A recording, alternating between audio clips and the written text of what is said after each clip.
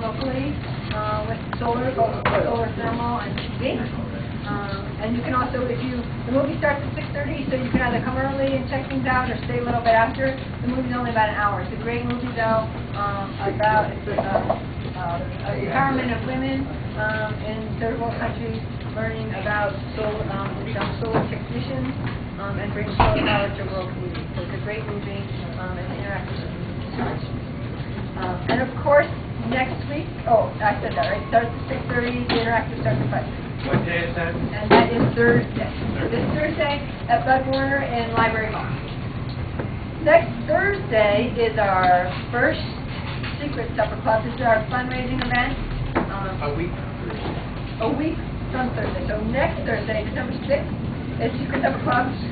It starts at 6 o'clock, and I cannot tell you where. But if you sign up, you'll get hints, and then you'll find out the day of the event. But I can tell you that this chef is amazing, and we'll really focus on local, and when I say local, I mean Colorado wine, and local food. Just Sweetwater is going to be providing the beef, and we have a lot of other local growers who are going to be helping out with some of the vegetables, greens, potatoes, lots of yummy things. So that's going to be a great event. You can go online if you want. We have an iPad set up if you want to find out more about that and register, you can. Another quick thing I have up there is our retreat. Our stocking stuffers are starting again. If you're not aware of that, so retreat is an event we hold annually in June where we do a day of planting. We start selling now as stocking stuffers, so you can buy the gift of a tree, and then the trees will be planted in the late spring, early summer, in honor of that person who wants to gift them. So we sell them. We have little seedlings, so they're pretty cheap, and we have them in packages of 10, 20, 50, and 100. Purchasing, and essentially it's $2 a tree. And so there's more information up there if you're interested in that as well. So, now I'll introduce Hutch. Just to give you a quick background, Hutch is the Manager of Public and Government Affairs for Waste Management. He manages legislative and political activities in waste management and represents waste management on the policy committee for the Colorado Association of Recycling. We're really excited. He came highly recommended from Sonia Macy, the Nepotica, who had seen him at a conference, and she said, "You've got to get him up here to talk." And so Doc put this up, and we have Hutch. So welcome. Thank you, sir.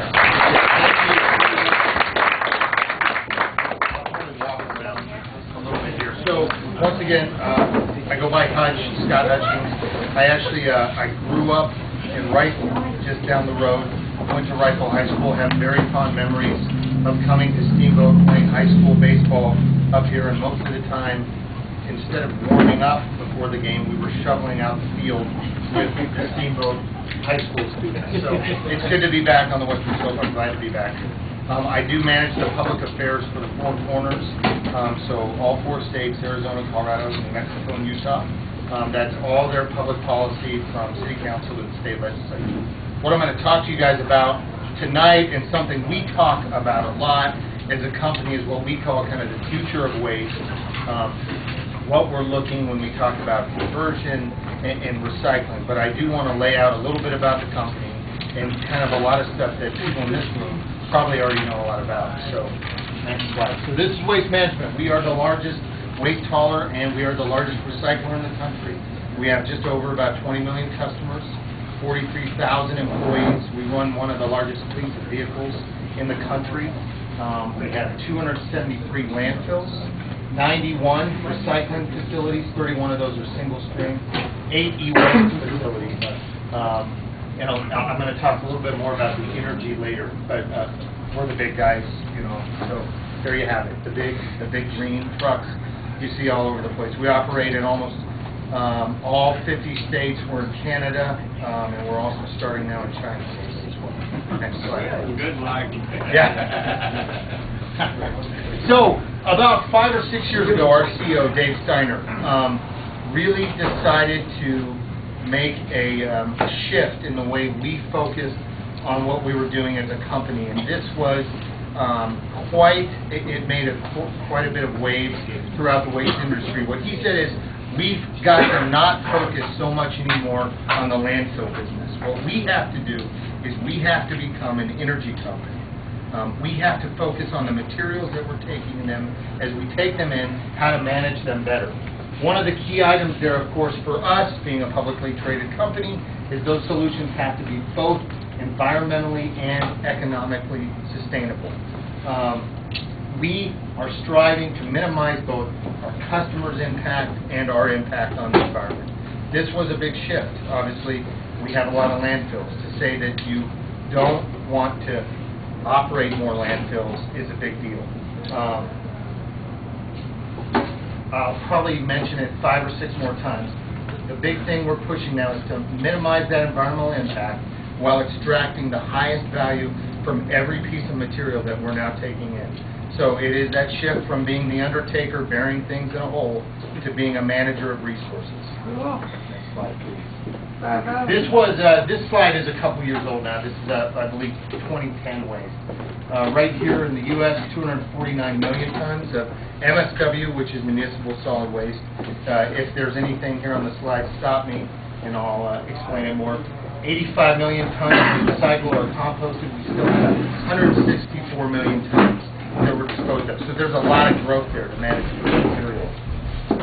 Interesting, when you look at it, as you see the pie chart, a lot of it's paper, a lot of it's food scraps, a lot of it's yard trimming. That side alone, that's all composting. That's the other big future of waste, is composting, recycling. Next slide, please. So, recycling technologies, next slide. These are kind of the basic things that we do when it comes to recycling. Paper, 6 million tons of paper in 2009. Organics, we've got 34 organics facilities, and I'm excited to tell you that in Denver, we're just about ready to finish siting a 30-acre organics park on our Denver Arapahoe disposal site. Wow. Can you describe a little more what you mean by organic? So it's composting, and it's the majority of it right now is composting. Food waste, C&D, commercial and demolition waste, yard trimming, traditional yard waste. Glass, 550,000 tons of glass was recycled. Metals, that's aluminum, tin. We take all that, we turn it back into siding. One of the things we love talking about, of course, if you don't know, aluminum can be recycled and recycled and recycled. It's also one of the fastest commodities that can be recycled. You have a can of soda, drink it, put it in the recycle bin, it's back on the shelf in 90 days. That is a great turnaround. Plastics, 175,000 tons. Of that, 2 billion PET bottles is just what Waste Management took in and recycled. 2 billion with a B. There's a lot to do with that, and we'll talk about that a little later. E-waste, I got to stand by for hydration. I can see I'm up high.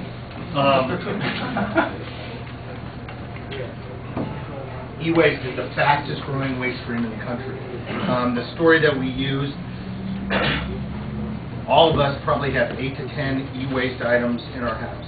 Old cell phones, old computers, a laptop, TV remote, an old cable box, and we're smart enough to know it probably doesn't go in the trash, but we don't really know what to do with it yet. One of the things we're doing is trying to have a drop-off site or an e-waste facility within, I gotta get the mileage right, within 20 miles of 95% of the population of the country. We have a nice facility in Denver. We offer tours. If you guys ever want to come out, you can actually see how that is all recycled at a plant right in Denver. That's e-waste. C&D waste, so construction and demolition waste.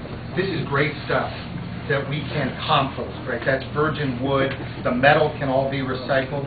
The one thing with C&D waste, as you can imagine with the economy, it's been down a great deal. It is down a tremendous amount. There's just not a lot of it around.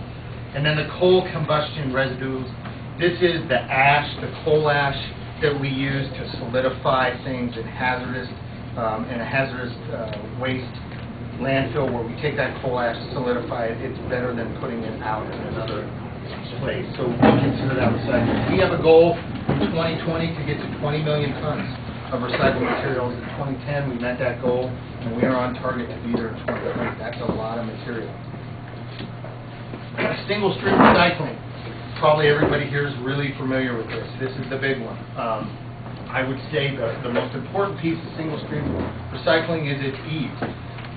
When you make it easy for people to recycle, you get less material going into that landfill, and you get more material that can be processed and recycled. We can talk, and I'm sure there's probably, it's a debate that comes out a lot. Is it better to source separated, or is it better to single stream recycle it? Well, it just depends. Are you after more diversion? If you are after more diversion, there is no doubt single stream curbside recycling is the best way to go. If you're only after how to get the best price for that commodity, it's probably better to source separated. Lowers our cost and emission. We reduce the transportation. We use all kinds of advanced recycling technology. The facility in Denver, it's our what we call Franklin Street. It's at 48th and Franklin Street in Denver. It's one of our top 10 facilities in the country. We use optical sorters. We use, and I'm not an engineer, but we have a machine that blows all the cans off. If you remember the game Mousetrap, if you're old enough to remember, that's basically how the MRF works. There's a lot of gravity at play. You start up high with everything, and then it kind of all goes off in different belts. And the one piece I do like to remind people is there is still a big human element. That is, you're not sorting it, we're sorting it for you. We have 100 people on the line that sort that 20 hours a day, 6 days a week. So there is a piece to sorting single stream. I think that's it for this one. E-waste, like I said, it is really growing fast. Now, in my world of public policy, we've seen lots of e-waste bills. In fact, Colorado passed one last year. As of July of 2013, you're not going to be allowed to throw e-waste in a landfill anymore. And especially for cities and counties, that's going to be a big piece for them. They're going to really have to abide by that. I worked on a bill here in Colorado, seen it in Utah. My guess is that it will continue to grow, or the feds will get in and say we've got to get one standard for everybody. I think that's it for e-waste. Organics, we believe we've got 30 to 35 million tons of organic waste that we manage. We've got 2 million tons that we reuse for beneficial use, composting, mulch. We like to do partnerships where we can with cities, counties, large companies that need lots of mulch, lots of organics. One of the problems you see with organics is you take in a lot of material, 10 tons of material, it comes down to 1 ton of organic material. And then how much of that can really be used? We don't want to have it sit and not be used. That's a big piece for us. And like I just said, our facility at Dad's is about ready to open up in Denver, so that's great news for Colorado. Our vehicle inventory. This is a really big push that's come around in the last couple of years for us. Like I said, we operate one of the largest fleets of vehicles in the country, right behind UPS and Coca-Cola. We've got 32,000 vehicles, 18,000 trash trucks. 1,400 of these are using natural gas right now. We're looking at 7 different types of hybrids, and we're also working with Caterpillar, to try and get a CNG, some type of new technology for what we call the yellow iron, all the stuff that operates in the landfill. Next slide, please. What we also said recently is we're going to convert our whole fleet to CNG. That also was a real big statement for a company like ours to say that the future is in natural gas and alternative fuels. We've got to try and reduce, for our own goals, by 15% in 2020, 15% of our fuel efficiency.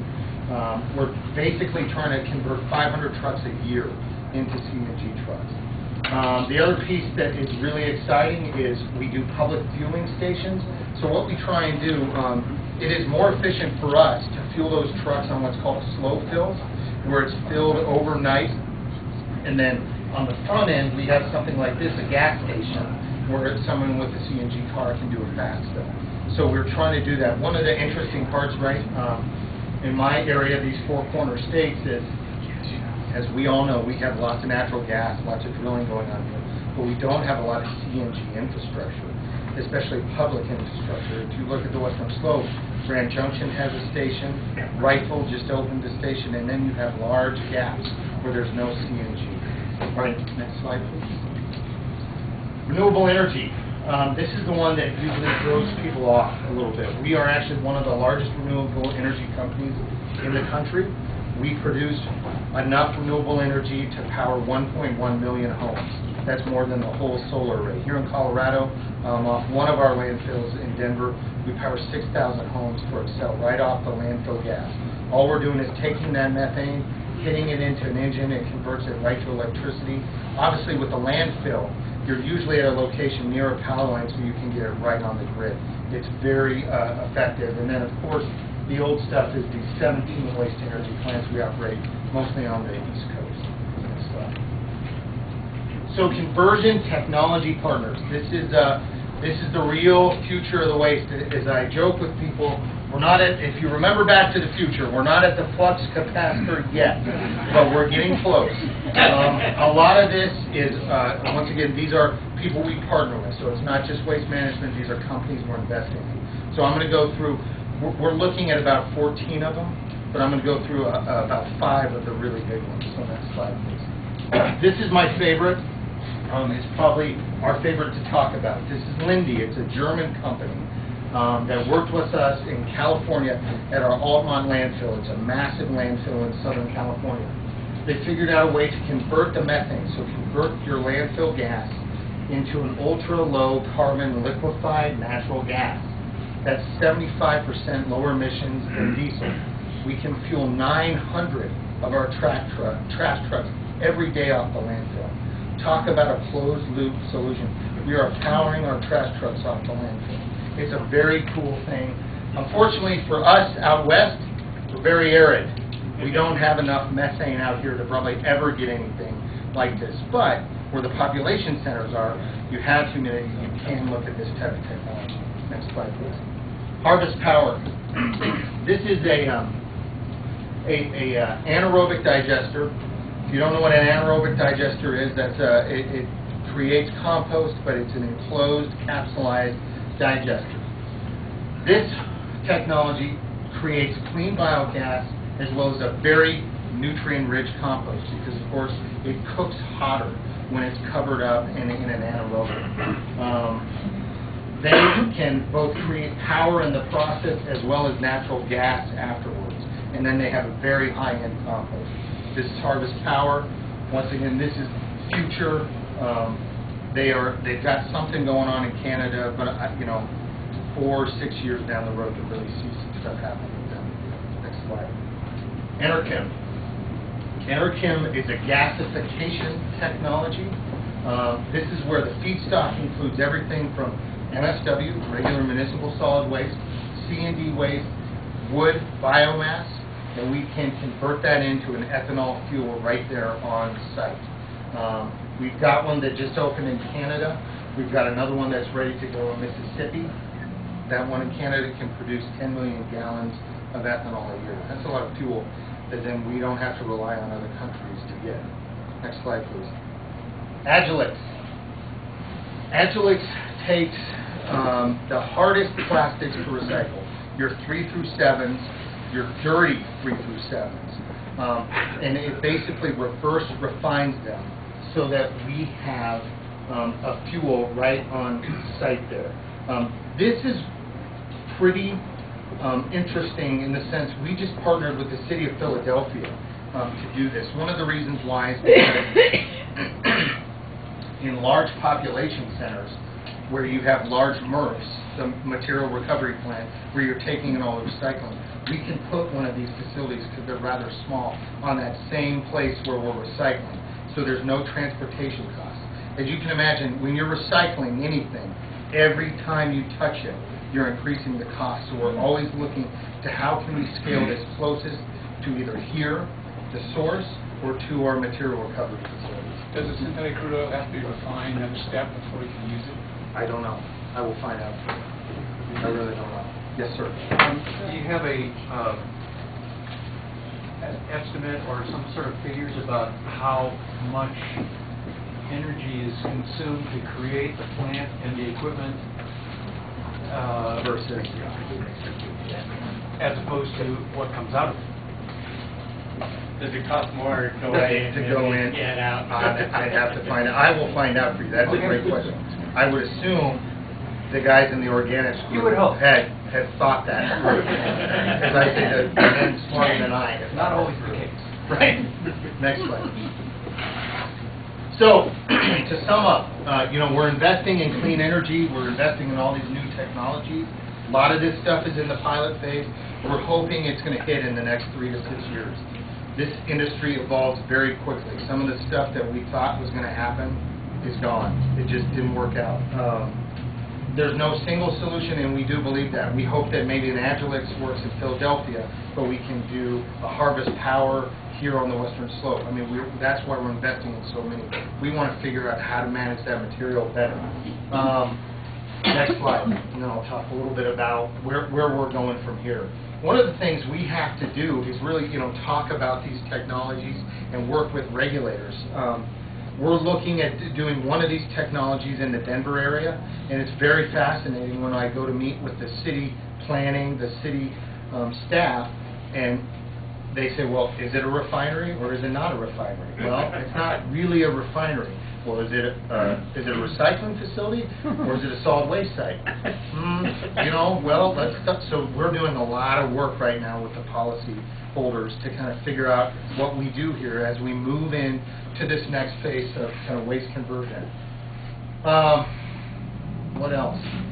Really, I think what you're going to see is as this stuff hits, it will become more and more common, just like single stream recycling. It was can bank and dual stream, and now single stream is pretty much industry wide. We'll see some of these start to hit, and it will be really great for diversion. Next slide. I think that's it. All right. So now, comments, questions, discussion, sir. Any plans to take waste grease and oil to use in your truck? No. No. We like to stay more towards the dry stuff, is what I've been told. I know. There's a lot of guys, in the legislature, I don't know if you're familiar, they're trying to regulate waste grease. They passed a bill. This is a perfect example of policy folks not totally understanding what's going on. They passed a bill to regulate waste grease. A year later, they had to pull back the bill. They had to take it all back because the guys who were trying to do that on-site recycling were being hampered because somebody said a 50-gallon container has to be registered with CDPHE. Well, that just slowed down all these little guys who were trying to... the Colorado Department of Public Health. Oh, okay. They were trying to create another kind of zone in the solid waste What does department. public health have to do with waste? Well, they believe that it's a public health problem. If it spills, that they think that falls within their purview, is public health. Sir? If you look 10 years down the line, the U.S. is going to become potentially self-sufficient in energy based on oil and gas development. Yeah. It's going to drive the price of a lot of the outputs to your facilities down. What do you think the impact of that's going to be on these initiatives for your organization? Well, I think that's where we're going to really nail down what are the 5 best. What are the ones that are going to work for the least cost and produce the best benefit. That's kind of, I got to be honest, that's part of the big risk with doing this, is you're hoping that some of these are going to hit.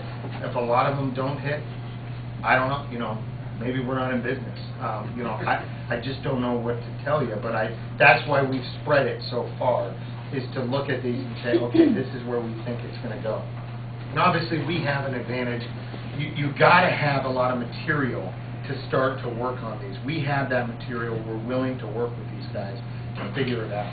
Somebody's got to know, though, that at X dollars per cubic foot or X cents per cubic foot of gas, below that, we can't make any of these things work. Or do you think you're that far along? I don't know if we're even, I wouldn't guess we're that far along. The other piece, I'll be real honest with you. Out here in the West, do you know what the average tip fee rate is? The tip fee is how much it costs to dump a ton of trash. In Colorado, it's about $19, $20 a ton.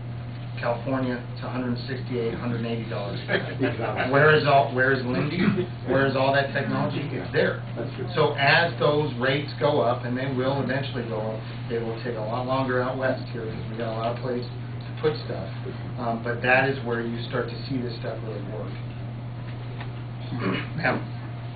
So on the other end of the recycling, I read recently that Colorado only recycles like 20% of people. So is there a move, what's happening on that end to get more recycling, or where do you see that going in the next 5, whatever, or do you want more stuff? Yes. Very first, absolutely yes. We want more material to try and manage and figure out how to do some of this stuff. That's a great question, and thank you for asking. So I've been involved with your neighbors here, I would say, to the north, Summit County. They are working on pay-as-you-throw south. Thank you. Your neighbors to the south. So Summit County is doing pay-as-you-throw. Is everybody familiar with pay-as-you-throw? No. Okay, so real fast. This is where it mostly happens in a municipality. They come in and they say, everybody, you're going to get a 32-gallon trash container. You're going to get a 96-gallon recycling container. You're going to pay $10 for the 32-gallon container. If you want a 64-gallon trash container, you're going to pay $20. If you want a 96-gallon trash container, you're going to pay $30. Your recycling's free. You can recycle as much as you want for free. Pay as you throw. You're only paying for what you're actually going to throw out. It is the fastest way to increase diversion, and as counties and cities look to diversion, this is what they're going to, and I cannot tell you the conversations I have had throughout Colorado, throughout the West, on pay-as-you-throw. I really think it's moving, and the reason why is because cities and counties can say, I want to divert 30% of my trash. Well, the fastest way to get there is to go to this pay-as-you-throw. And I gave you the containers. We operate more pay-as-you-throw than anybody else in the country. There are, I'm telling you, there's 7,100 plus communities, cities, counties doing it across the U.S. There's 7,100 different ways, from different plastic bags. It's open market, single hauler, but that's really the conversation that starts to get more recycling. It's the pay-as-you-throw movement.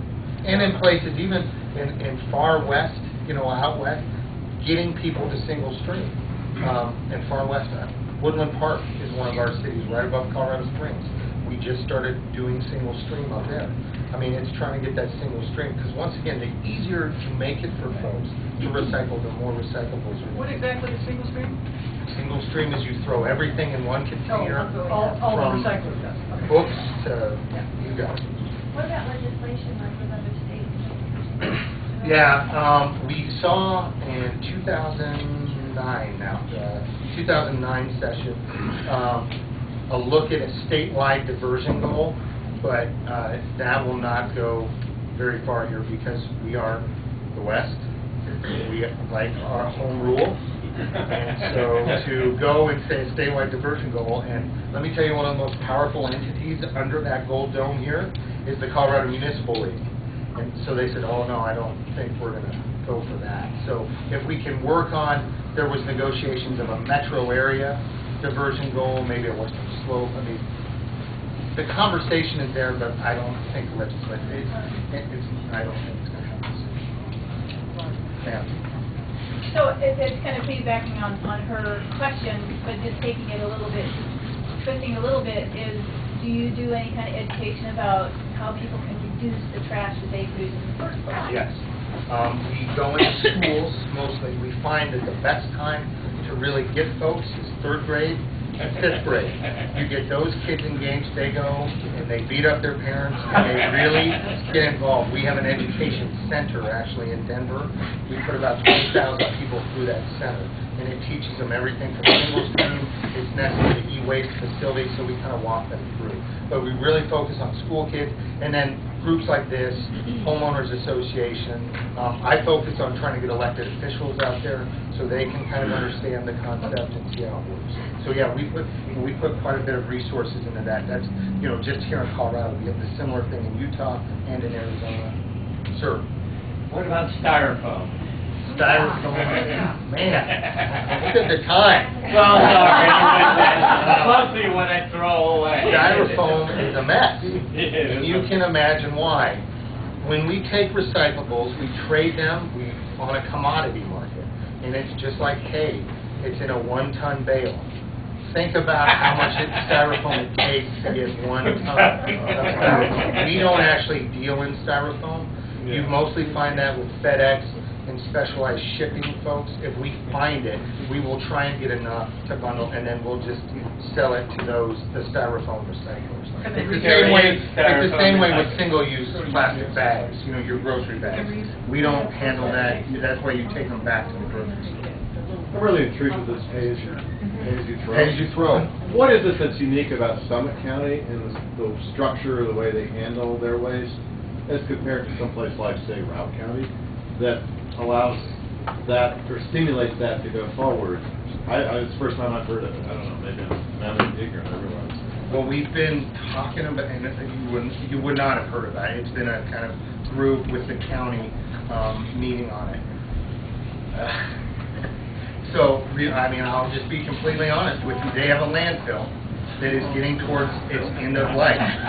They have a landfill that is in the red. You got to figure out a way to fix that. Is it a county-run landfill? The county-run landfill. Now, the other piece of it is they have the least amount of actual residents in that county. 57% of the residences in Summit County are second homes, and so they have lots of people from all around the country who are very used to single-stream recycling, who want to do more recycling, and they haven't had a single way to look at it. They also feel very strongly, their county commission board feels very strongly about waste diversion, and they want to set some waste diversion goals. Now, what I will tell you is unique about Summit County, it's the first time I've ever seen a whole county go after it. Normally, it's just a city. So they have members of city council from each Frisco, Dillon, Breckenridge, what they call urbanized Summit County, at those meetings, and they have all kind of gone along as they've moved through this process. Now, they have a long way to go. Most of the time, this talk to go to pay-as-you-throw at a minimum is an 18-month, 24-month discussion before the council will move on. But you almost need to have an incentive of limited landfill space or something like that to create an incentive. I mean, here's the flip side. So I was in Pueblo on Monday. Yeah. Pueblo, blue-collar town, pretty big city, has a huge problem with illegal dumping. They have 3 city council members who got on city council just on running on how to clean up Pueblo. The fastest way they think they can do that is through pay-as-you-throw. They voted 5-2 to start the discussion process on moving into zone districts in the city. So there will be 25-plus districts in the city. Every hauler will have to bid on that district, but those districts will all then be one hauler who's got to offer pay-as-you-throw. They think that's the best way to get illegal dumping, not diversion. I mean, diversion is a big piece of it, but they didn't set a diversion goal. Does that go to private landfills? Probably yes. Sir, This is in reference to existing landfills and existing junk in landfills. Yes. I know you're using methane gas, but have you ever looked into mining that? Because that's where all the resources are now. Yes. So you got a project? Yeah, so we don't. You've been doing your homework. We don't talk about it a lot. Well, we're not going into landfills, right? Because they're lined, they're secure. We don't want to open a landfill. But what we are doing is what we call transfer station mining. Are you familiar with what a transfer station is? So we have guys now at all our big transfer stations who look at cardboard, metal. What can they pull out of the waste as it's being put in the transfer station? It's been pretty successful for us so far. But transfer station mining is where we're starting. Yes, absolutely. At some point, we're going to look at. I mean, if you think about Eventually, you're that, gonna dig all the in steel, there. all the plastic that is probably in there and that is not degrading. If Agilix or something like this works, why wouldn't we try and do that? But there is, as you can imagine, massive environmental concerns, and that will be I'd say 6 to 12 year. That's what I say. Yeah. Yes, sir. Scott, as I operated the Summit County landfill for about 20 years. Yeah. The waste business there for about 30 years. Yeah. And the landfill down there, what they did was they built a material recovery facility at the landfill, and their plan was to fund it with higher disposal fees. Yeah. And they drove the disposal fees up. You said there was around $19 in Denver. They drove it up to the high 70s That was in 68 Summit when we County. started. And consequently, their waste volume fell, and the significant waste haulers in Summit County started transferring waste to Denver to pay that $19 rather than pay that $75, Right. $78 in You got Summit it. County. And and it wasn't a space problem at the landfill, Yeah. it was the economics that fell apart. And what's funny about that, I will tell you, is, yeah, they were at $68, and they didn't even look around them to see that Eagle was at 55, Garfield, there's a private landfill in Garfield that was 45. That was a huge piece for them. Yeah. And yeah, the smaller Yeah, so haulers. it's primarily going to the Front Range.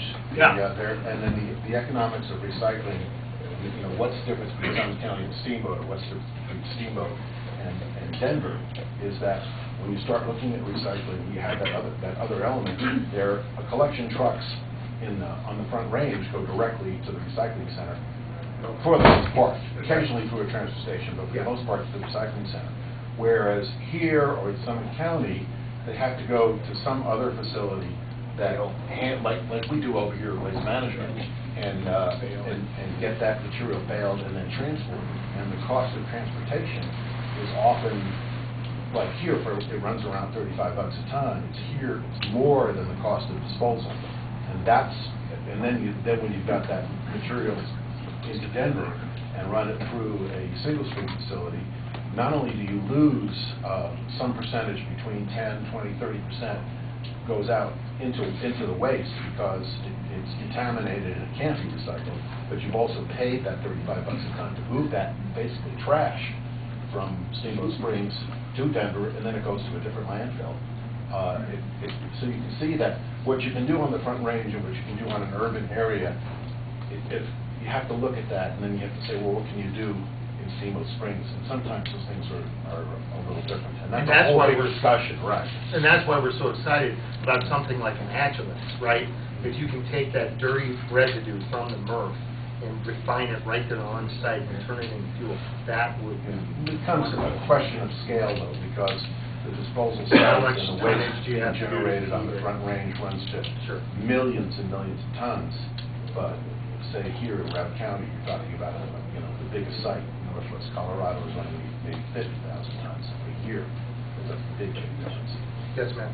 Do you think that you know Route County enough to say what do you think would be 3 to 5 priorities that we should be pursuing here with these waste? I mean, one of the things that comes to mind here to me would be mandatory construction trash separation, because only a certain amount of people are participating in it. But do you know Route County enough to give us suggestions of what we should be pursuing? No, but thank God for me, Stephen Zuffer here, who I should have thanked for coming and introduced. You guys, probably everybody knows Duff, who handles all our kind of sales, and then Steve, who does our operations out here. If you guys have raised your hand. Steve, what do you think? I mean, mandatory C&D recycling in Route County, would that generate a lot more diversion? Would that help? Yeah, I think so. Mandatory. Yeah, if we had a place to take it. Okay. I have seen, the only place I've seen where they've looked at that was Salt Lake City, not Salt Lake County. And they looked at doing mandatory C&D recycling. They're still kind of negotiating it with City Council. What else would be top goals? You know, honestly, organics, if there was some way to do some composting, it's not going to cut, it's not going to bump your number up a lot, but organics is a great thing to do. I don't know if you guys are doing, is somebody doing? We have composting at the landfill. Okay, so sorry, yeah. So there's composting here already. And how many tons do you think you're taking in? Or Dave's going to have to help me. Well, we also compost the biosolids from the city of Steamboat Oh, Springs. yeah, That's sure. a big bulking agent for us. But we are doing residential collection, and we work with the mountain ski area, collect all their food waste, paper product. I have some samples here of our compost, and these buckets here, these 5-gallon buckets, are what go out to residents. So we are trying to spread the word that we have the only regional composting facility in Northwest Colorado using static air, and it's been very successful, but we would definitely like to see more customers participate, and that's a good way to reduce your overall waste. Have you guys gone after restaurants or, I mean, Yeah, we're obviously the ski area? we're just easing into it right now, but we do several restaurants. We do all the restaurants up on the ski area and the mountain, and we're gearing up to go after the coffee shops and a lot of the smaller restaurants in town, and you'll start to see a lot more and hear a lot more about what we're doing, for sure. There you go. And then pay-as-you-throw, of course. I would throw that out. The pay-as-you-throw work if you have, there's 3 or 4 different trash haulers here, though. You just, it would work, it'd be open market. I mean, you just, if you're a hauler in this city and you have a license, the city would just say, okay, now you have to offer recycling and you have to do a tiered pricing rate. That's really the only thing that is the key piece in the kind of legislation ordinance end of it is, if you're going to incentivize people to recycle, you can't charge somebody $5 for a 32-gallon trash can, $5.50 for a 64, and $6 for a 96. It's got to go 5, 10, 15. You leave it up to the haulers. They have to make their business work. They have to, do their pricing. But you say you've got to go 5, 10, 15, incremental. That's the way to do it. How did they get past that in Summit County for these? They're not there. We've just gotten kind of the meetings finished with the haulers, and now it's going up to the commissioners to look at. The councils will all have to look at it. And in fact, you brought up one of the interesting pieces of all this negotiation with the smaller haulers on the pay-as-you-throw stuff was Summit County was willing to reduce their tip fees to try and get some of these smaller haulers to not guarantee but say, yes, we're going to bring everything to the Summit County landfill. So San Francisco, Portland, Oregon, Seattle, Washington, they're pretty critical to the page. Oakland, City of Golden, here, Loveland, Boulder. Back here. Yes, ma'am. Oh, Sorry, I was just can't see curious you. about Summit County, what pay-as-you-throw looks like in a multifamily housing unit, just because we have a lot of those Yeah. as well. So that's When you have a condo complex with a big dumpster, Yeah. is that incentive for folks to reduce So their it's waste? really interesting, the way that works. So state law here in Colorado is anything over 7 units, so anything at 8 units or more, is considered commercial business, and it doesn't really fall in pay-as-you-throw. So it's really single-family residences is where you focus it. You can't do the commercial. So anything 7 units or more is commercial, and that's a different, it's just, you don't go after it. They are struggling mightily with that, and some, as you can imagine. So they're looking at, do we do dumpsters in large units? Do we give every condo owner a 96-gallon recycling container? Well, you can imagine, they're saying, I got 4 feet. I'm not putting a 96-gallon recycling. So that is part of the, that's all the discussion that is going to come down, I think, in the next probably 18 months. We're through the first half. Sir, you've been waiting, sorry. If I can move it out to kind of a macro level for a moment. Clearly large companies or large organizations have the potential to have significantly large or commensurate impacts. And as you mentioned, Waste Management is a very large company. And it's a publicly traded company. Right. So, now one thing I'm guessing is the brand image Waste Management has improved significantly over the last decade or so. I don't think it's any secret that Waste Management had a lot of bad press about certain aspects of its business, and I think what you hear now is a lot more good news, like what you're presenting today. But as you said, getting shareholders and an investor relations perspective to sign on to this major strategic shift, this is not a small deal. And clearly your CFO's involved, and you got to make a case. So with regards to all these different initiatives you're taking, really trying to drive innovation, find where it makes sense to be a resource company instead of just a waste company. Right.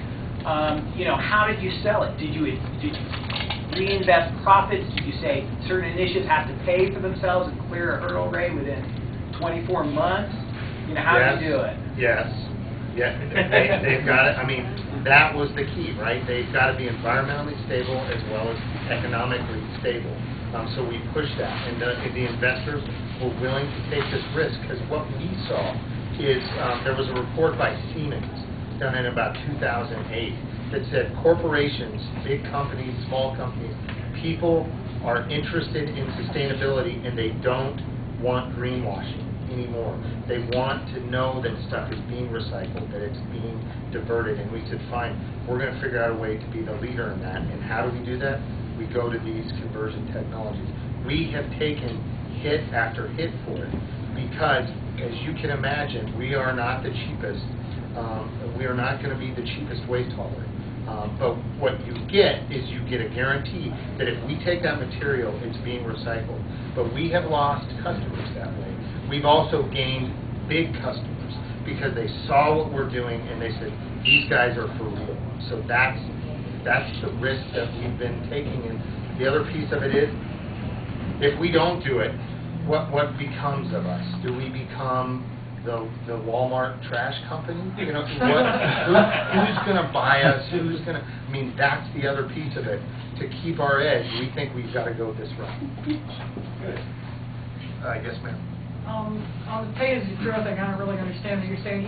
If you did it, you'd have 3 containers. That seems like a lot of containers. 2 containers. Well, 2 here. Volume-based, it makes more sense. Yeah, volume-based. Just what goes in each container? 1 container. So your smallest container. Food trash. Oh, trash? Trash. Okay. Got a few Your big 96 gallons is all your singles. Okay. That's it. In places like that Sarah mentioned, Seattle, Oakland, that are way far ahead of us, there's a 3rd container for your food waste. And it's usually a 12-gallon small Boulder has it. I mean, that's the end game of pay-as-you-throw. Really what you see here and a lot in the West, let's get the smaller trash container and the large recycling container. Yeah, okay, I understand. Thank you. Hey, how are you, man? I got a good. I'm well. How are you? Good. No one knows better than you the bureaucracy that can happen. That's a compliment, right? Since you were in it or in your previous life, do you find in your new endeavor is government a help or a hindrance as waste management pursues these initiatives? Loaded question. Look at mine again, right? Only Todd could ask that question. Hutch, is it time for a beer? I think he's off. No, I will tell you this. So, in all honesty, the local governments usually help, right? They feel it, they understand it, they want to kind of make some change. You have smaller bureaucracy too at a local government. The larger state governments, they're okay. You know, it depends. The e-waste bill would be a perfect example. CDPHE, the public health department here, kind of remained neutral on it in an area where you thought they probably should have engaged a little bit more, but they remain neutral. And then the federal government, not so much. So to follow up on that, if you have initiatives that you're trying to bring forward that you think do increase goals of sustainability, how do you get the word out to people like those in this room that can help you in that lobbying effort? So, do you have a pathway to that? It's getting lucky enough to get invited to events like this, where I can start that conversation. I sit on as many of these Summit County type discussions. There was one in Westminster. Very similar. There was another one in Arvada, all about pay-as-you-throw, that really helps move the conversation. Now, the other side of that is, too, so I'll be a total politician and talk out of both sides here. So the other problem is in the local government. I'm going to give you Arvada as an example. They wanted to go to pay-as-you-throw. They started the process, and what happened was people got very upset because they thought that it was the city telling them who their trash hauler was going to be. And so we had nice conversations with all the haulers in a room one week, and all of a sudden the word got out. We were at a church with 600 people who were screaming and angry, and it killed that whole discussion in Arvada, and it probably won't come around for a long time. Fort Collins, very progressive, right? Boulder North, they really want to try and do all that kind of stuff that Boulder's doing. They had a pay-as-you-throw conversation, and This was 2009. I'd just been on the job 2 weeks. I go down to this meeting. It was the largest public hearing in the history of the city. They filled up City Hall in 2 overflow rooms and the police station with people who were angry because they decided to just do a pilot program for one district. We had, at this point I can joke and say the misfortune of winning that district, and the small haulers came out and shut that conversation down in Fort Collins for a long, long time. Now, Fort Collins has a pay-as-you-throw. This was a zone district to kind of increase it. But it is interesting to me how much people get engaged in this trash. Having spent 16 years in politics, I never thought trash would be as scary. Yes, sir. How much of a problem is, like, the quote, contaminated waste, where... For the recycling? For the recycling, like the plastics that don't have a number on them, or the pizza box that has a little bit of food. Yeah. It's about, Steve, it's 15-18% of what we, is that right? Recycle America is 92% recovery. It's 92, so it's 8%.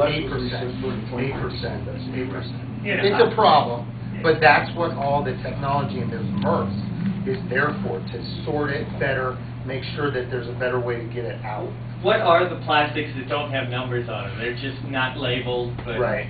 The plastic bags, obviously. Well, but like the product enclosures, so a lot of them don't have numbers on them. Like from the hardware store. Like vacuum fit. Like the packaging things that are held and cut open. Oh yeah. Those are PT.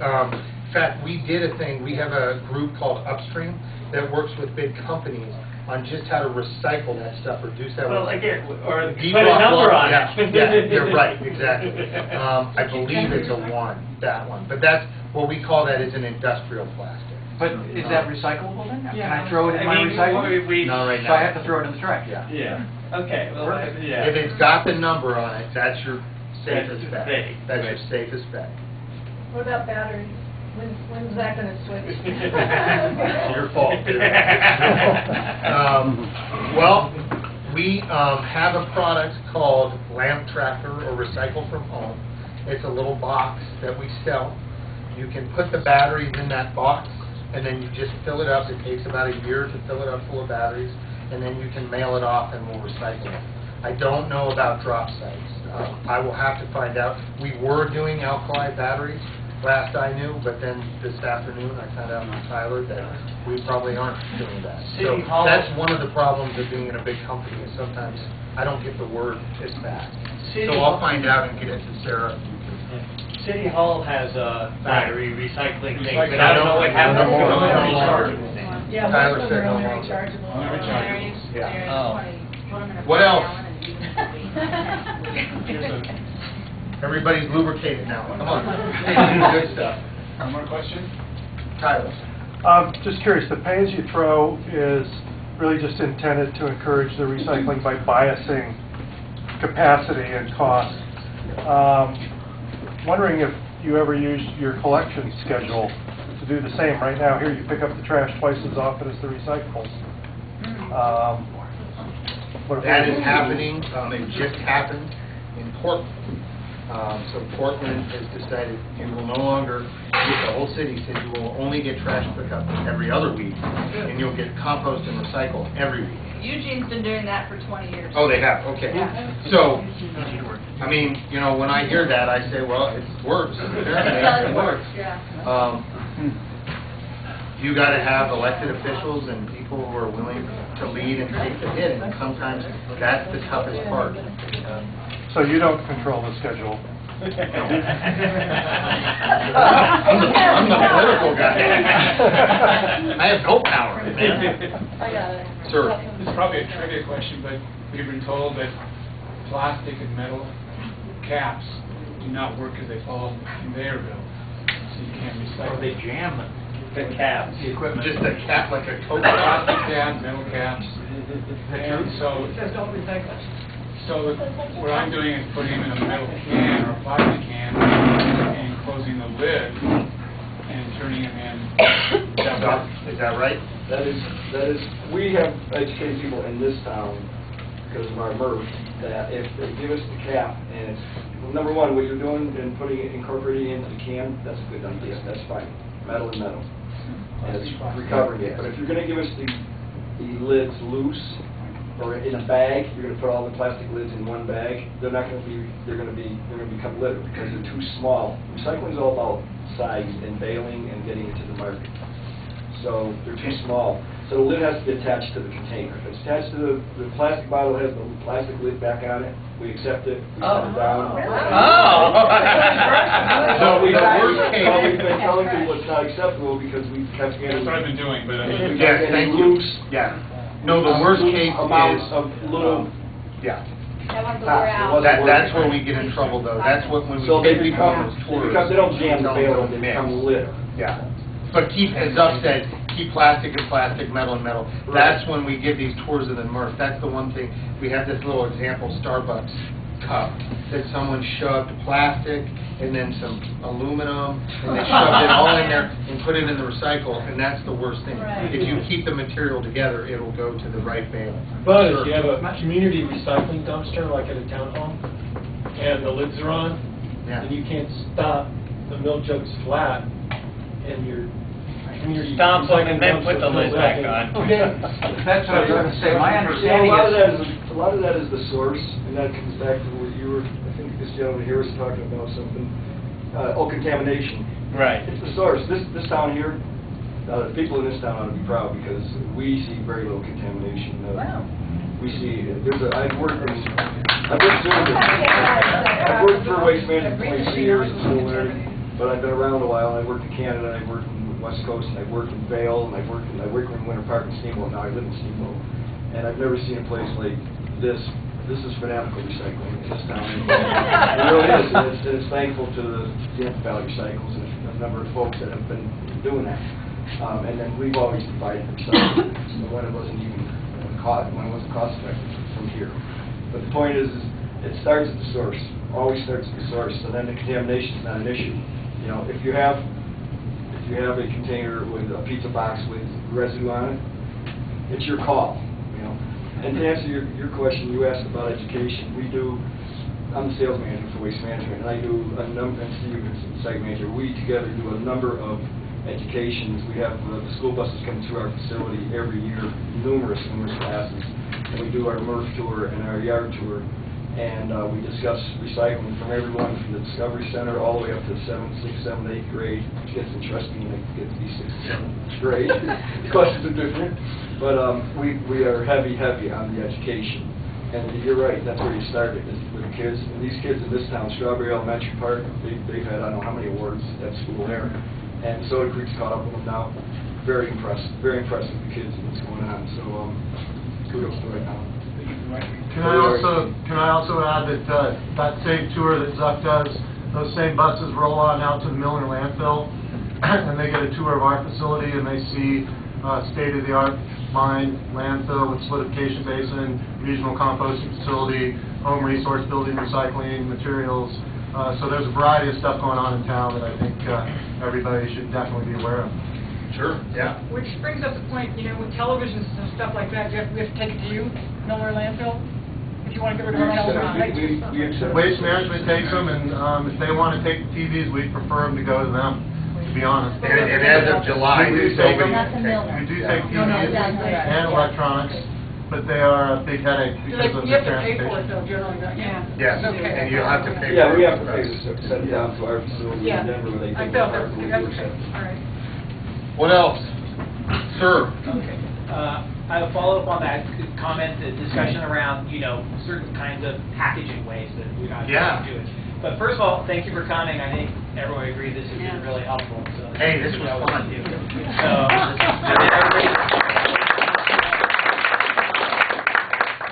So my question is, okay, again, taking a step out to the greater system. Yeah. I mean, you touched on, you know, the whole upstream deal because you can only work with what you get. And clearly, packaging, I mean, we just waste so much in packaging, but it's just part of the system and the way it works right now. So you mentioned that you're working upstream. First of all, what are you doing? And second, you know, what is your incentive in doing that? the price of the commodity. So commodities, like any commodity, go up and down. As I joke, it's a roller coaster ride. Right now, we are at the bottom. We're in a rough place with commodities. But the upside is cardboard was at $168 a ton earlier this year. It's now way down. We can get that material and use that and reuse it. Now, the other side of it is we can get really loyal customers if we can help them reduce the amount that they're using us. They'll see us as a real, what we call a partner in their business. If we say, why don't you not put the 4 things in the box and use this box, right? And why don't you do this at the back end? Instead of using the little plastic ties, use this. We'll help you recycle it.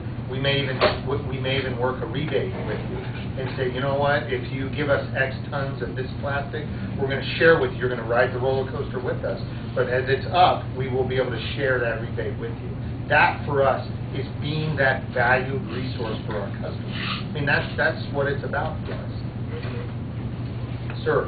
What exactly is preventing you from getting into the plastic grocery bag market? I think, boy, that is a really good question. I don't know. I'm going to say, Zup. Excuse me, let me help you there. Let me just throw it Here, up. Here, we don't accept that. Well, number one, we teach the kids through the seminar. I teach them about bringing things back to the source. And at Walmart and City Market and these places, Safeway, I've been eating some out, Dollar Tree, they want to continuously use plastic bags. Number one, again, it's us, it's the source. Don't use the cloth bags, here they are. But number two, if you're going to use those bags, we can't accept those because it takes so many bags to make a 2,000-pound bale that we have to store them forever. Like styrofoam. So it's the same as So they blow around, they're a nuisance, and it's very difficult. Where would we store them? Right, it's like the same things with styrofoam. So the point is stop at the source, give it back to the source. City Market takes bags, Walmart takes the bags, give them back to them. Make them haul them back downtown, and at some point it's not going to be cost effective for them, and they're going to stop. And they really should stop. We don't need to use those anymore. But they don't want, City Market and Safeway don't want to actually sell those bags.